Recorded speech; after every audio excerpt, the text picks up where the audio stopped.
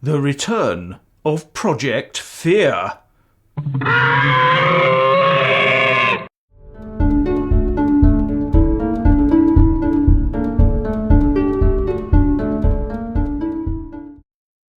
Hello there.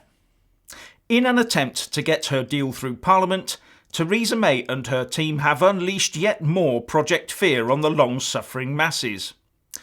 But this is the one time when the opposition will not be arguing with her. The opposition are not going to say she's got this wrong.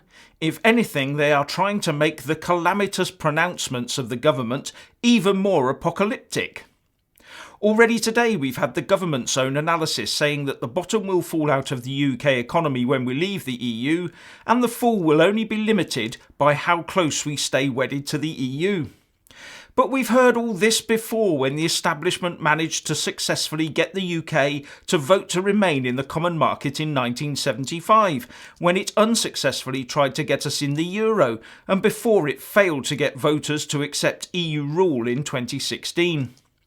Project Fear and Brexit are now on steroids and are being shamelessly employed by the establishment to cow the people of the UK into rejecting anything other than an EU security blanket in whatever form it can get us to accept. And the Tory and Labour fearmongering is not actually aimed at each other.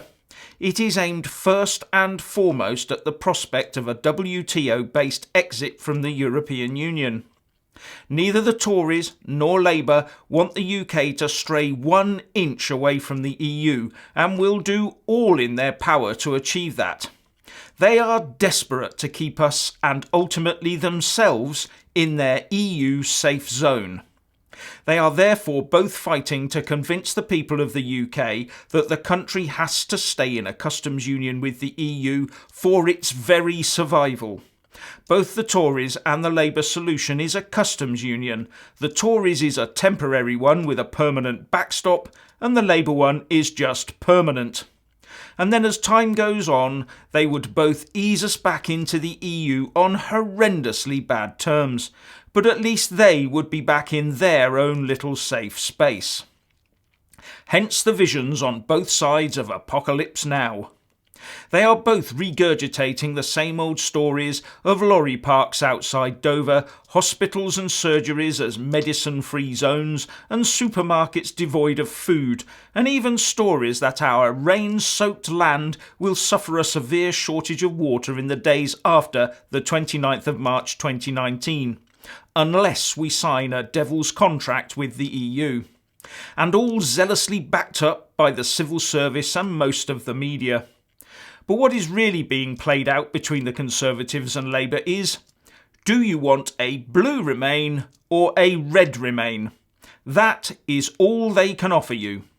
Neither of those parties can offer you a full withdrawal of the UK from the EU unless it is forced on them, despite the claims of the few real Brexiteers they have in their ranks. Brexit is in neither party's DNA.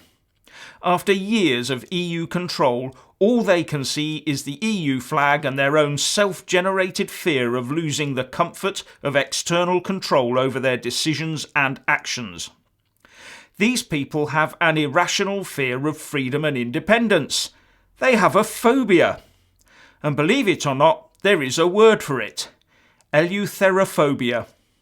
Yes, Remainers are eleutherophobic. I think we need to get used to using this term, as it does explain this apparent desire to be ruled and controlled by a foreign power. They can try and call it a sharing thing or joint sovereignty, but looking at the way our establishment has basically prostrated itself before Brussels at every opportunity, the rest of us can see the real truth. So buckle up and enjoy a ride on the Apocalypse Brexit Express rollercoaster ride to Brexageddon. And it's going to be a long ride, as it will get bumpier and more screechingly scary over the next couple of weeks until our MPs vote on it on the 11th of December 2018. You have been warned. So please let us all know what you think about all this by leaving a comment below. And thank you for watching. Please do like and share this video.